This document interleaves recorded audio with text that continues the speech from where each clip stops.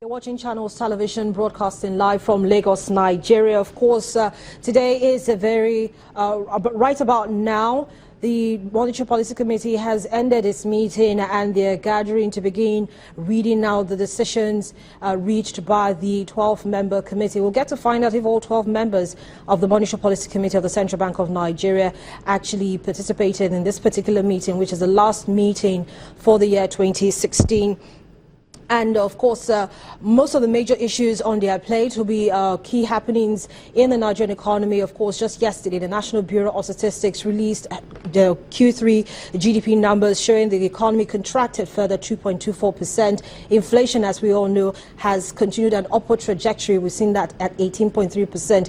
And also, analysts are actually expecting that issues with regards forex volatility should also dominate most of the views that will be adopted by the committee members sitting today. And so Mr. Godwin Emefiele, the CBN governor, is the man in the spotlight.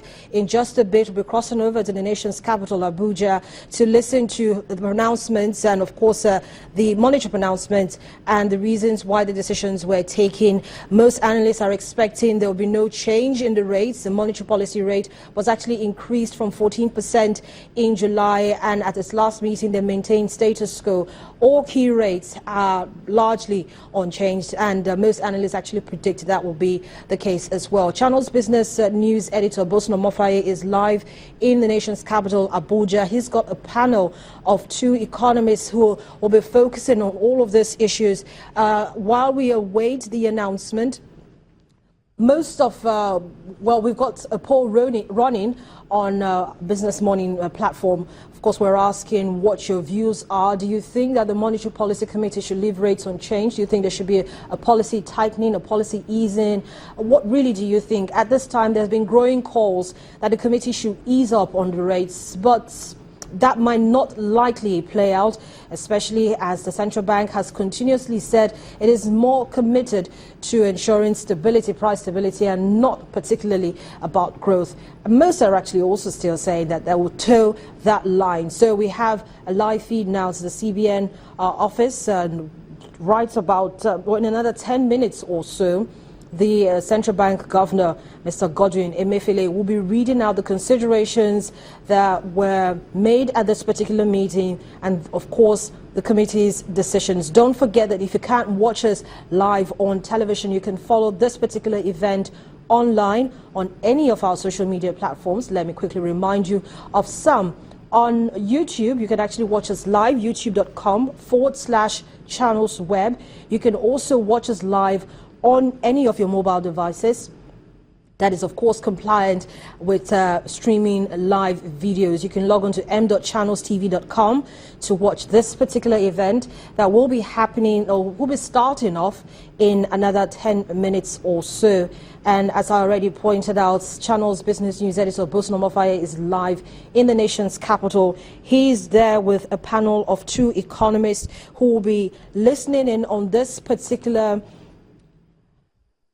coverage and, of course, analyzing the decisions that will be announced by the CBN governor, Mr. Godwin Emefiele. Don't forget, you can be part of the program as well. Apart from watching it, you can also send us your comments and thoughts to Channels TV. Of course, you know our Twitter handle, it's at Channels TV, or you can tweet at Channels TV, Channels24_UK, and send us an email as well.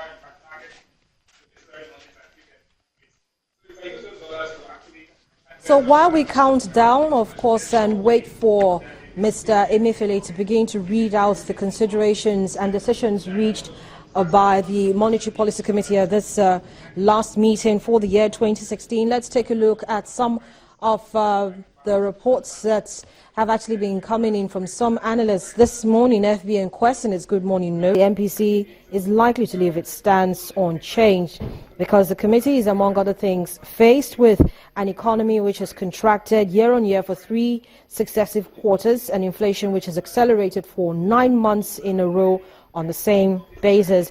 It is often argued that both negative developments have been largely driven by legacy and structural factors beyond its control. In the cases of pipeline sabotage and electricity tariff rises, for example, they say they agree. And also, remember that the committee has constantly called for the harmonization of monetary and fiscal policies. In the last couple of meetings it's had, that has been a growing call that there must be synergy between what the monetary policy authorities are trying to achieve in line with what the fiscal authorities need to be doing at this time. Chief among such calls has been the proper implementation of the budget, that is the 2016 budget, and of course we know that that has seen not so much appreciable implementation in the last couple of months. Slightly above 750 billion naira has been allocated for capital expenditure. And in terms of the fact that the economy is in a recession, you must also remember that analysts are very strongly of the view that to grow the economy out of recession, you must spend. That is, the federal government must spend.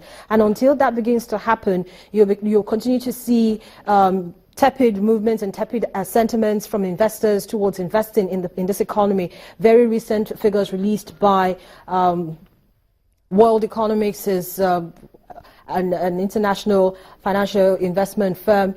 They say that the Nigerian economy has continued to contract, and of course that investors also kind of lackluster in terms of investing towards goods and services. And so in just about 5 minutes or so, Mr. Godwin Emefiele will begin to read out the considerations and the decisions reached by the Monetary Policy Committee at its last meeting for 2016. It's been a very closely watched meeting, not just here in Nigeria, but across the world as well, because the moves determined, the announcement made by the governor will of course determine the move from other key sectors, for other key sectors, and of course across the financial services sector. Don't forget, they're hoping that at this time that maybe there will be more positivity recorded from this particular meeting, especially with regards reduction of cash reserve requirements. Some analysts have actually called for that.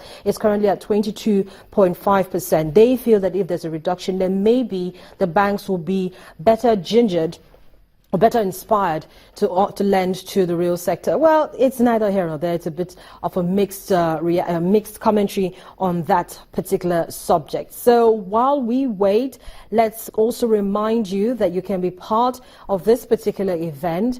If you can't watch us live on television, you can watch us via any of our social media platforms. Just log on to youtube.com/channelswap, for instance, and you can watch us live. You can also watch us live on Facebook. We're actually streaming live on Facebook. And if you can, log on to m.channelstv.com.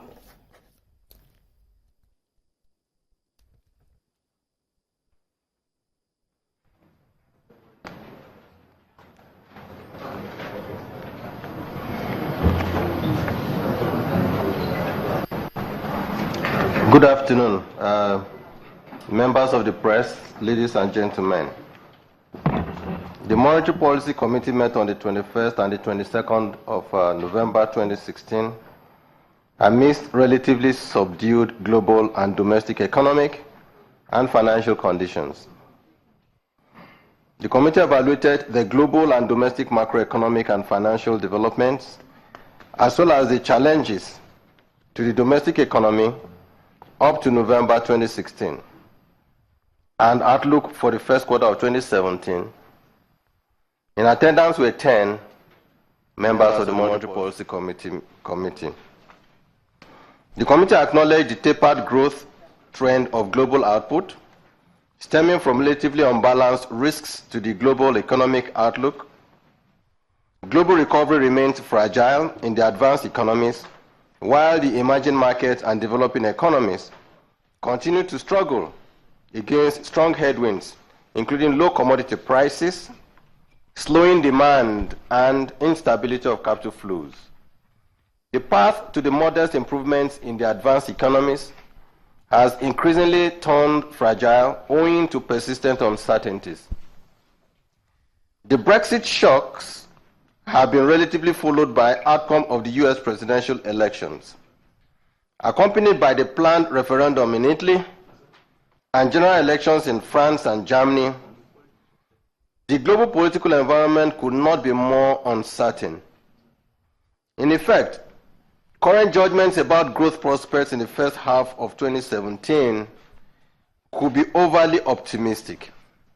In fact, the IMF's current outlook for global growth for 2016, which was revised to 3.1% in July and retained in October, could be missed by a significant margin.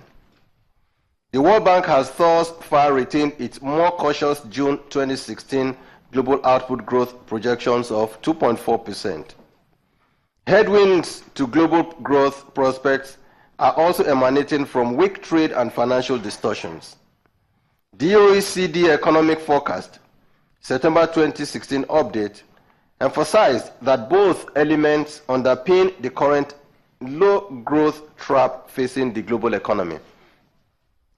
The United States economy exceeded its growth expectation during the third quarter of 2016, growing at an annual rate of 2.9%, a significant uptick from the average growth rate of 1.1% during the first half of 2016.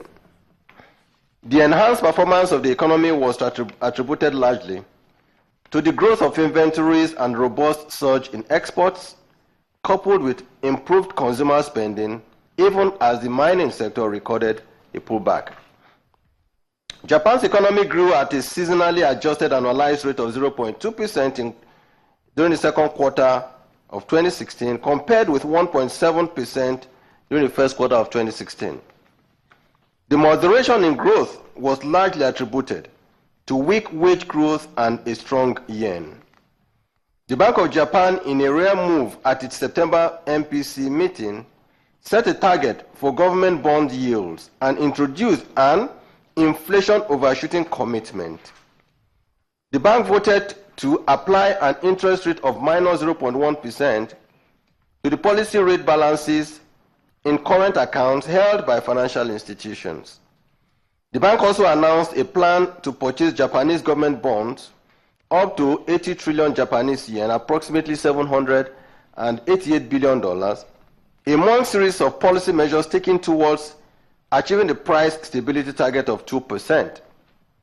The government had, in August, approved a fiscal stimulus of 13.5 trillion yen, approximately $132 billion, in a spirited attempt to jumpstart the economy. The real GDP in the euro area is expected to maintain or outperform its second quarter growth rate of 0.3%, or outperform in the third quarter.